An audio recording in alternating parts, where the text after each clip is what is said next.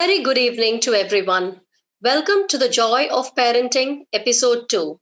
The topic for today's episode is dental hygiene for young children. And for this, we have Dr. Pooja Rajagopal, who is practicing exclusive pediatric dentistry, that is, providing dental treatment exclusively for infants, children, and special need kids for almost 10 years now. She is also a lifetime member of the Indian Society of Pediatric and Preventive Dentistry, International Association of Pediatric Dentistry, and Indian Society of Dental Traumatology. She provides dental treatment to children using happy gas for their utmost comfort. She also teaches pediatric dentistry to budding dental professionals under the Dental Gurukul banner. It is an honor to have you with us, Pooja, on this Joy of Parenting webinar, episode 2. A very warm welcome to you. Thank you. And I am Ramya Chandrasekhar, the center head of Angels Paradise Academy, Amanora, and I'm also the content creator for Uriel Kids Online Preschool. So before we start this episode, we have a few instructions for the attendees. Kindly keep your camera off for better reception. If you have any questions, you can use the question and answer section. These questions will be answered as one of the team members are keeping a track of them. We are also live on the Facebook page of Uriel Kids Online Preschool. So now, before we start the webinar, let's take you through the concept behind Uriel Kids Online Preschool. Now over to the video.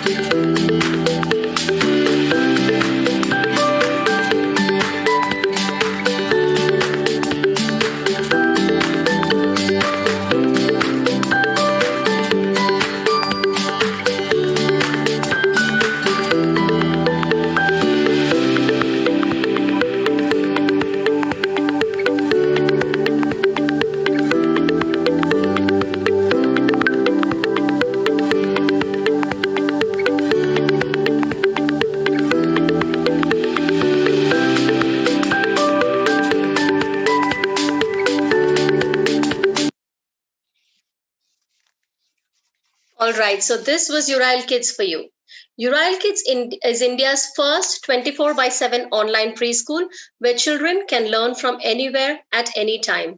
We will be launching the operations in UAE for the Indian expat community in April 2021, followed by the launch in India. Uriel Kids has courses in phonics, general awareness, mathematics, and other aspects to ensure holistic learning. It has content that is carefully tailored by an expert team. We will also provide live online classes with effect from April 2021. So, as partners in early childhood education, it is our earnest attempt to bring forward our nation's experts from many fields related to young children and parenting, as our goal is Fit India, Hit India. The sooner children begin getting regular dental checkups, the healthier their mouths will stay throughout their lives. So now let's move over to Dr. Pooja to hear a few words from her before we start the question and answer session. Over to you, Doctor. Hi, good evening, everybody who's watching this. Firstly, I want to say thank you to Uriel Kids, to Mrs. Ramya Chandrasekhar and Mrs. Saili Bhosle for inviting me, for having me over to be part of this Joy of Parenting program.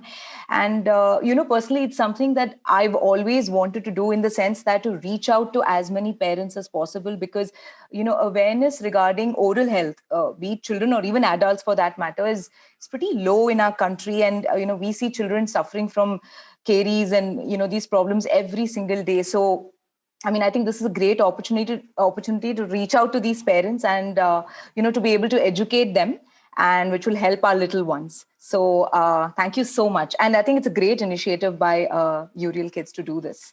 Thank you so much, Pooja. It's a pleasure to have you. Okay, so now over to the question and answer session with Dr. Pooja. All right. So the first and the foremost question is, when do you think the child should see the dentist? Yes. So I'll just put on my screen share. Yeah. So that we can make this more visual and more engaging. So yes, the first visit for a child, or for a baby rather, is when the first tooth comes into the mouth, and this is usually around the first birthday. So internationally, it is said that first tooth, first visit, or first birthday, first visit. So, typically when I tell this to, even my friends, who have kids or anybody, they'll be like, really? That's the first question they say. But why so early? I mean, I'm 30 something and I've never been to a dentist, or I only went to the dentist now. Why should a little baby be going there? So the thing is that I would like to show you images of the kind of situations we see. So this is a 2-year-old with decay looking like that. We see molars getting, decayed so early, 20 months old. That's a child who's just 16 months old. And this is a little baby who's just 9 months old, and you can already see cavities happening. So yes, it does happen so early. So when you visit early, when the first tooth comes in, we are able to educate the parents regarding the correct feeding practices, so that it doesn't lead to, caries, about how to clean the mouth, when to start brushing, etc. And that's why first visit when the first tooth comes in. Okay, that's a good thing. Yes. So as soon as a child starts getting the first set of tooth, I think it's better to go take a visit. That's good. All right. And then why should the child see a pediatric dentist? Because as a child myself, I have been going to the dentist that my parents go to. I mean, I have never been taken to a special pediatric dentist. So why? But why do you think the children should be taken to a pediatric dentist and not a regular family dentist? Well, see, the thing is, just like how children visit pediatricians for their medical requirements right from the time when they're born, similarly, it works the same way in the dental world. So a pediatric dentist is someone who goes through 5 years of training and finish their, basically become a general dentist first. And then we study for another 3 years where we exclusively work with children, and we learn a lot of child psychology and how to manage children's behavior, because every child is different. Also, we are seeing a lot of rise in the children suffering from the autism spectrum or attention deficit and all of these things. So all those things become a part of pediatric dentistry. So other than that, typically clinics that are run by a pediatric dentist are very child friendly. Like you can see in the pictures, there's a play area. It's very non-threatening, and the kids don't feel like they've come to a doctor or a dentist. So there are distraction methods and all of that. So putting all that together, that's why it's recommended. Although, having said that, there are some general dentists or specialists who are not pediatric dentists, but they're extremely passionate about treating children. So they after they finish their basic studies, they go and do courses, and because they want to treat children, or they couldn't do their masters in it. So there are some really good ones out there. So I think the parents can look up and read and find out, and then take a call. Okay, all right. Sounds good. Yes. So that was a good insight, Pooja. And now over to question. The next question is, what do baby teeth matter if they are going to fall out anyway? Yeah, so their baby teeth definitely matter. I always tell parents that God has given baby teeth for a reason. There has to be some logic, right? So the first thing being that it helps the child in eating. So that the baby can enjoy all kinds of textures, whether it's fibrous or hard or soft. And without nutrition and nourishment, how is the child going to grow? And you're going to need teeth for that, which are your baby teeth. Secondly, to smile confidently. So basically aesthetics. And for speech, to be able to speak. I mean, to a certain extent, they do contribute to speech development as well. And so this is a picture of what your child's jaw is going to look like, from inside. So you have your baby teeth, and then you have the permanent teeth that are developing inside. You can see the little ones inside. So these baby teeth or milk teeth, they actually guide the permanent teeth correctly into their place so that the jaws develop correctly and the teeth are aligned well. So there's a reason that they're there. And the very important thing, like, a lot of parents will tell me, but the teeth are going to fall off. They fall off by 6 or 7, right? Like, so why are we treating them? That's not true. Between 6 and 8, it's only the front teeth that fall off, whereas the back teeth, or the molars which belong to the milk teeth, they stay in the mouth till the child is even up to 12 years of age. So it's a long way to go, and hence we must keep them healthy so that when the permanent come into the mouth, they come into a good or a healthy environment. So they're important. Okay, so this answer is a sure wake-up call to all the parents who have been pretty complacent about why should we go to a dentist if this is going to be a milk tooth anyway. So yeah, well said. That's right. Okay, and the next question is, what is a baby bottle tooth decay, and how can someone prevent it? Yeah, so this is going to take a little time because it's got so many aspects to it. So, well, actually, the term baby bottle tooth decay is a very late term. It's actually called early childhood caries. That is, if you see decay in any child who is 6 or below, it's called early childhood caries. And the bottle is one aspect of it that may cause the caries. So, and that's why it's commonly people say it's baby bottle caries. So why does this happen? So the first thing is you're going to need the germs or the bacteria to be present in the mouth. So how does a little infant, I showed you a 9-month-old with cavities, how did this little infant get that bacteria in the mouth? Of course, from the caregivers. So if the mother or us as adults, we already have those bacteria in our mouth. So when we share utensils, or when you kiss the baby and stuff, the bacteria is already transferred. Now, secondly, brushing or oral hygiene. I've seen in a lot of families, brushing is just not introduced till maybe the child is 2 or so, and by then most of the teeth have come in. So the oral hygiene is not there. That's the second thing. And the third thing is early introduction of sugar, artificial sugar, and inappropriate feeding practices. We'll come to that in a bit, and that's what will result in the decay or the baby bottle tooth decay or early childhood caries. Okay. So how do we really prevent it? If we want to go really 1 mile extra, with the moment you know that you're pregnant, you want to start keeping your own teeth clean, you want to get your cavities treated firstly. About the bottle, since you specifically asked me about that, we say that if possible, if your baby never gets hooked onto the bottle, that's the best thing. But however, most mothers are also working these days. You need to pump milk, etc. So that's fine. Just don't add sugar or jaggery into it, and make sure that your baby is not just given the bottle for hours. The baby just sleeps with the bottle in the mouth. That should not happen. And it's recommended that the bottle be weaned off by 12 to 18 months. And then you can start by age 1 itself, you introduce a cup. So these practices will prevent it.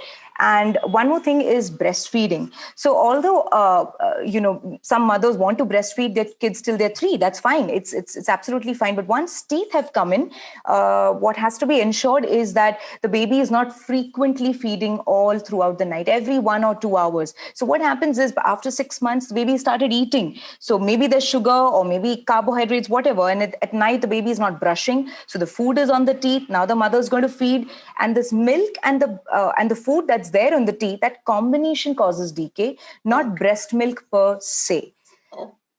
And of course, so you have to introduce brushing the moment the first tooth comes in. And the answer to this is the mouth is a very sensitive zone for the child. So when we introduce brushing late, like when mothers start only by the age of 2, the baby has already started throwing tantrums by then. And the baby feels, what is this new thing? You never did this before. I don't like it. And then they'll just start doing that. And then the mother's exhausted and she'll be like, forget it. I'll look into it later. But the earlier you introduce, it's like a bath. Like you give a bath from day 1 and the baby gets used to it. Similarly, they accept brushing better. So this is the position in which we recommend brushing, which can be, if you visit a pediatric dentist early, we demonstrate it to them where 2 caregivers are involved, mother and father, or 1 parent and a helper, so that the child is stabilized really well, and so that the baby doesn't get hurt and the brushing is effective.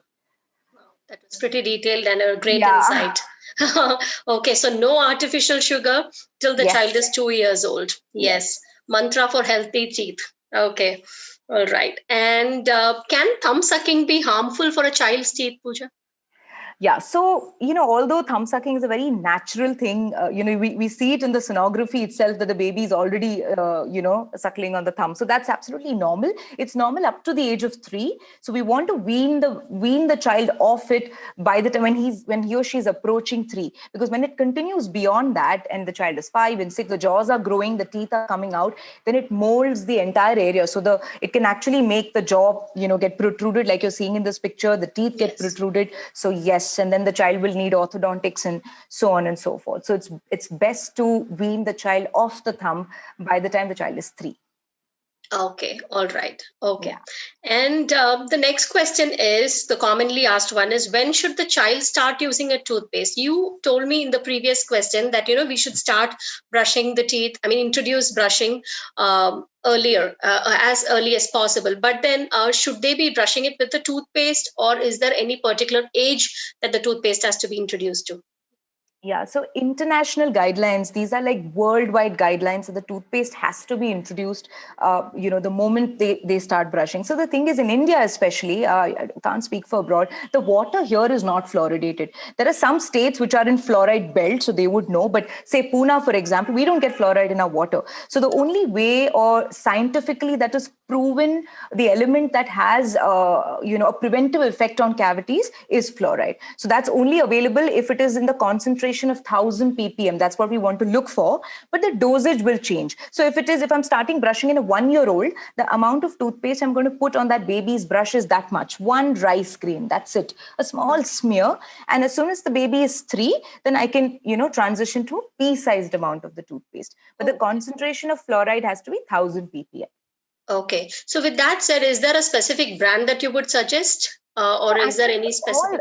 yeah. So I keep saying this in India. There are a million like these baby toothpaste that are out there. I don't know, those companies. Probably want to kill me right now, but Yeah. they don't have. I mean, they'll put these numbers very arbitrarily, 2+, 3+, 6+, but they don't go by international guidelines. So all the baby toothpaste, like whether it's Mamaearth or Mimi or even Colgate, that says they're not effective because they don't have fluoride, which is 1000 ppm. So Okay. fluoride is there in 1000 ppm only in the adult paste. So in regular Colgate or Close Up or Oral-B, Pepsodent, the regular ones will have 1000 ppm, but you will, monitor the dose in this Dose manner. of it.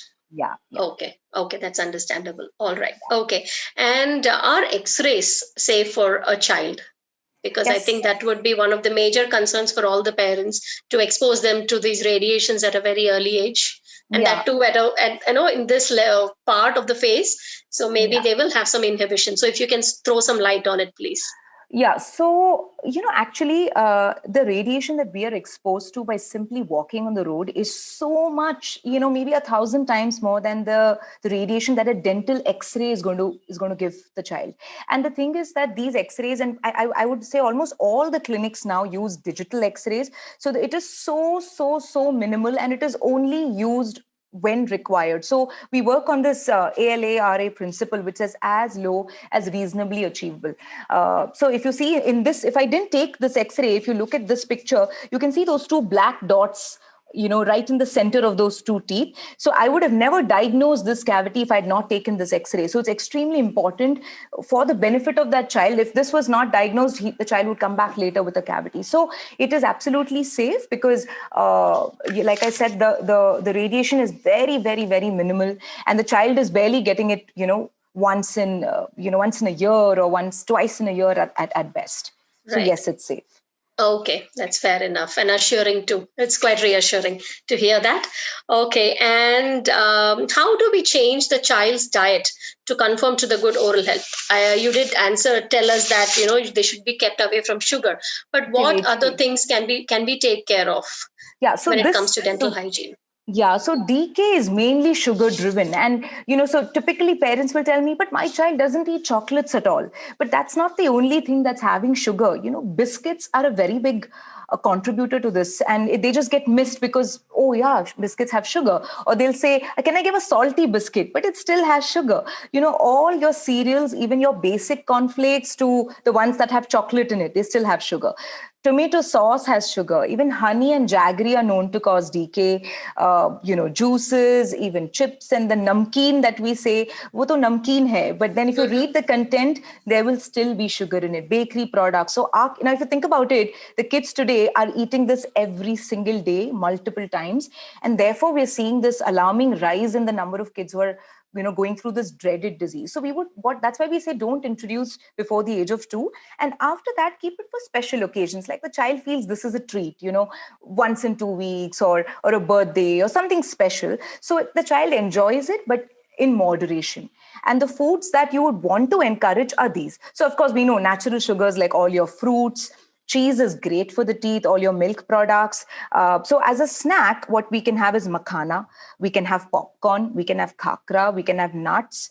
And any homemade stuff is fine as long as there's not like added sugar in it. So, instead of sauce, we can prefer a cheese-based dip. So you can dip your, say, cut vegetables, or say even if they're having French fries, better than tomato sauce is like probably a cheese dip. Yeah. That's nice. Yeah, good to hear that. Yes.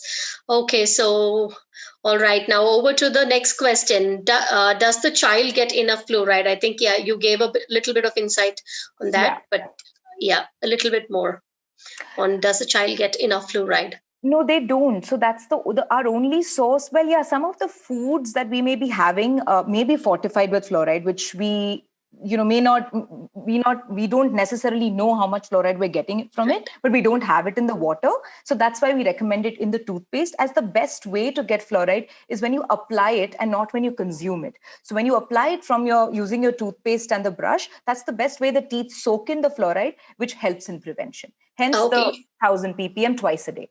Okay, you also do give fluoride treatments for children, right? During Yeah. So that is in addition. So usually that we decide when we see the child, so a child who's never had cavities and is just coming for a routine visit, may be completely immune to decay, So there I would say, no, just use the paste, that's enough. But a child who's frequently having cavities and, somebody who's a high risk child, we call it, the mother is having a lot of history, then we apply fluoride onto their teeth, something called as fluoride varnish, which is usually applied twice a year. And it's simple to do. It comes in little flavors and a little brush. We tell the children we're just painting some vitamins or some yummy gel onto your teeth to make them strong. They love it. We quickly apply it and we do it twice in a year. Okay. Sounds good. All right. Okay, then there are many children who start learning some kind of sports very early on. They do skating or they learn football. So what would you suggest to protect the child's teeth? The child who plays a lot of sports. What can we do to ensure safety? Yeah. So firstly, the children who are at risk are not only kids who play contact sports, like say football and things like that, but also kids who have proclined teeth already. So I've had so many of them who, come and the parents are frantic because they're like, this is his new tooth and it's already broken and what are we going to do, So if the teeth are already proclined, then you want to be extra careful. So we make these, custom fit mouth guards for them. You can make them colorful. You can make them in the, in the color of the flag or of the football team that they like, etc., and then they can wear them and then play. So you can go that extra mile. So it depends on what sport they're playing. Even skating, somebody who's probably skating at the very state level or national level, and football, rugby, contact sports. And if you think your child's teeth are proclined, I think especially in those cases, you'd want to get mouth guards made. Okay, so if in case of an accident where a child happens to lose, or maybe, if his permanent tooth gets chipped off, what would you do then to help them out?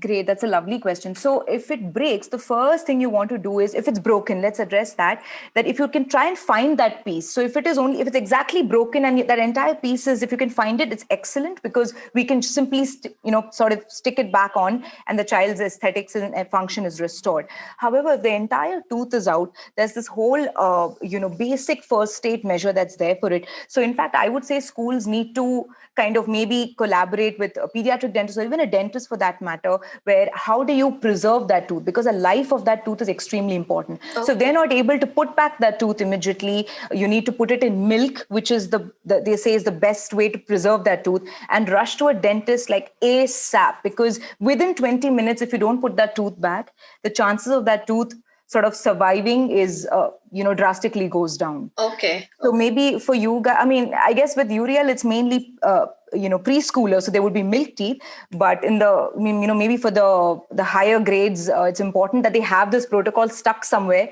where if that happens, they know whom to call, what to do. At least those 3-4 measures, because that front tooth is everything for that child. It's like for an older child, it's aesthetics, it's smile, it's confidence. So I need to have that. Okay.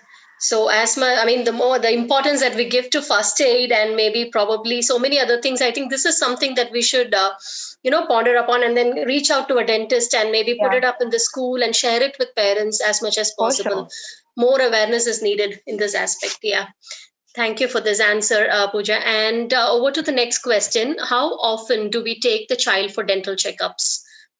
Yeah, so it's based on the risk. How prone to cavities is this child, or what is the past experience of this child? So it can be once a year, it can be twice a year, or a child who's very prone, who's got 5, 6, 10 cavities in the mouth which have been treated. Then I would see that child every 3 months, so that I don't miss anything. I'm constantly motivating the child and the parents, so that, because sometimes what happens, they'll visit, everything is treated, and then it's like, Acha, it's all fine now. Again they go back to not brushing, not taking care. Whereas when I keep seeing the child, the child is motivated constantly that, oh my God, Dr. Auntie is going to see me. I'll make sure that my teeth look just fine. So there we see the child more often. Okay, great. All right. And then are dental sealants good option for children? Yes, I think it's one of the most valuable preventive dental, service for kids. So I'll quickly show you a picture. So see, this is a young, new permanent molar that has come into a 6-year-old's mouth, and you can see how the food is collected there.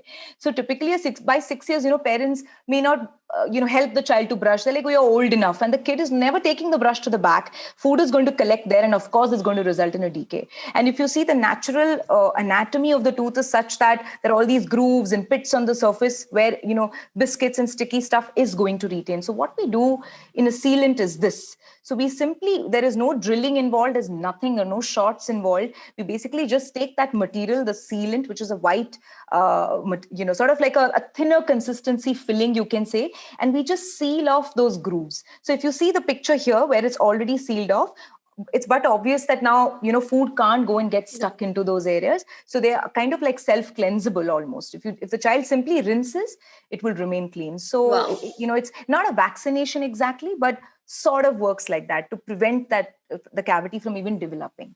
Okay. So all these things are pretty, safe for children, right? I mean, all these sealants and everything, because it is in the mouth, I'm sure all the care will be taken in that aspect. But just to help parents understand better, all these are going to be very safe for children, right?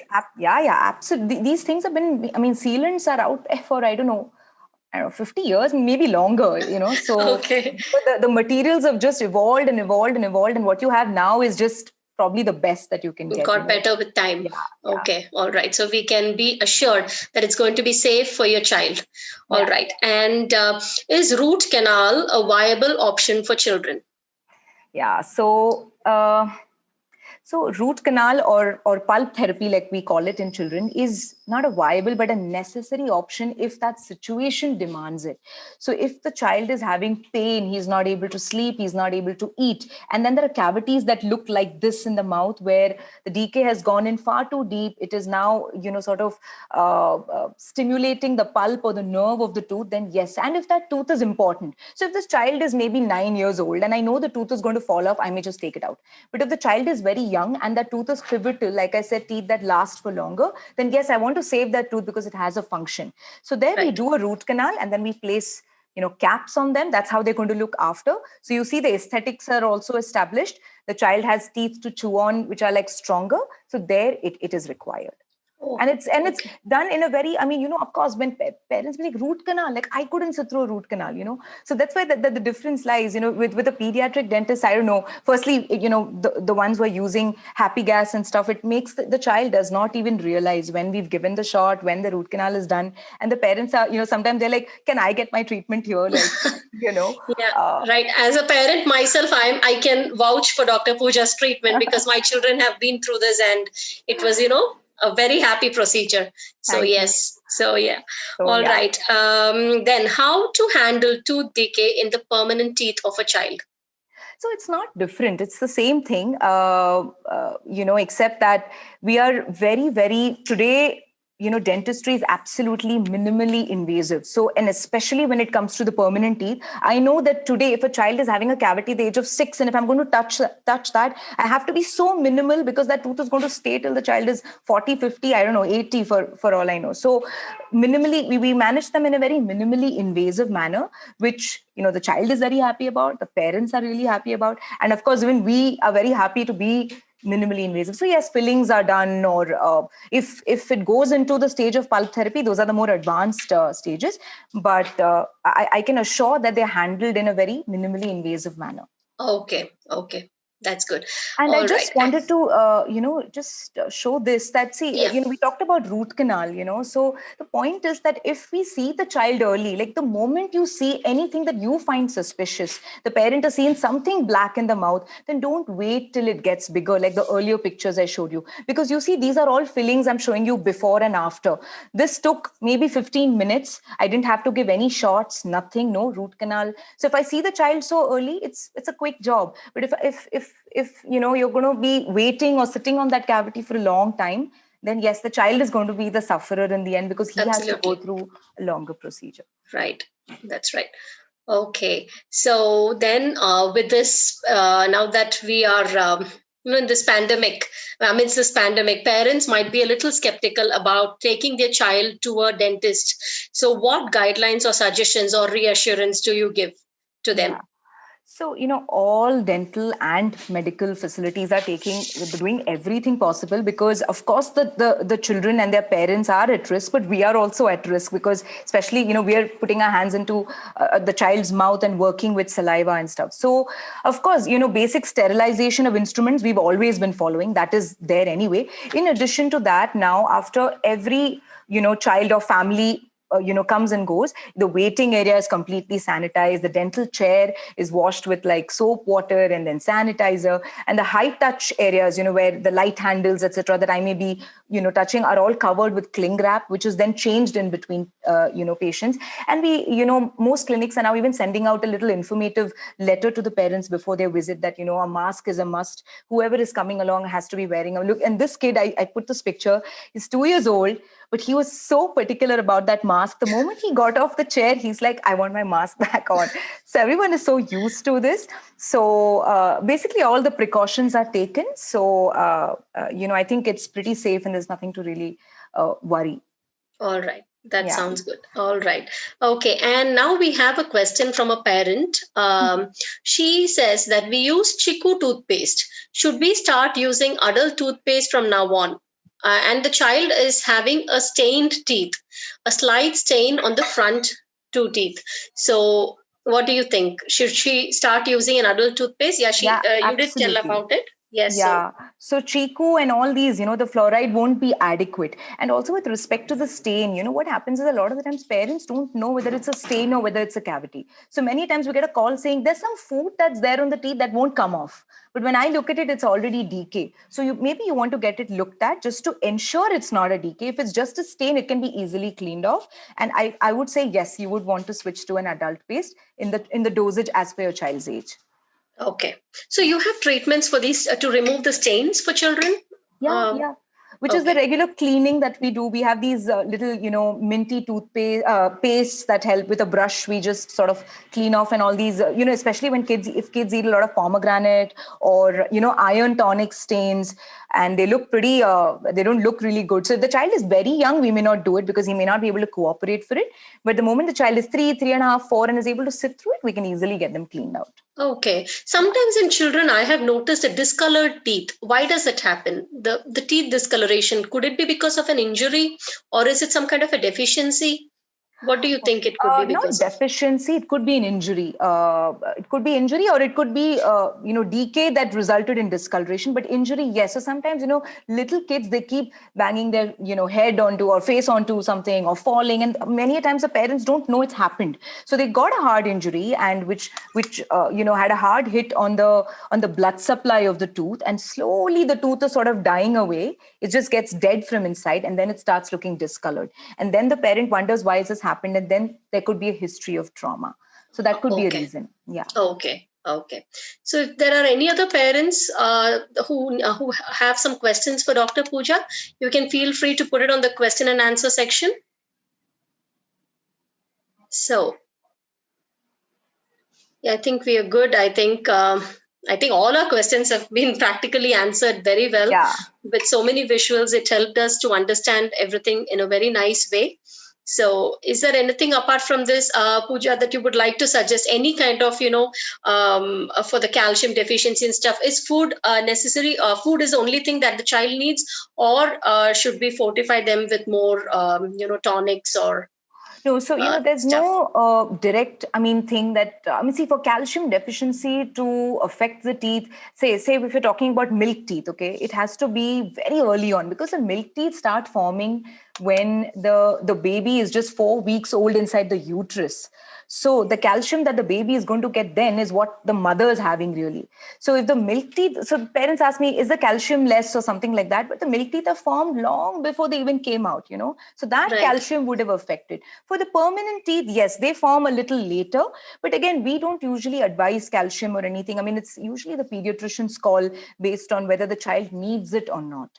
But the two important things that are in our hands, which to prevent this disease, is basically oral hygiene and taking care of diet, and just having a visit, and getting all the information maybe at least once in a year, so that you're ahead of the disease completely.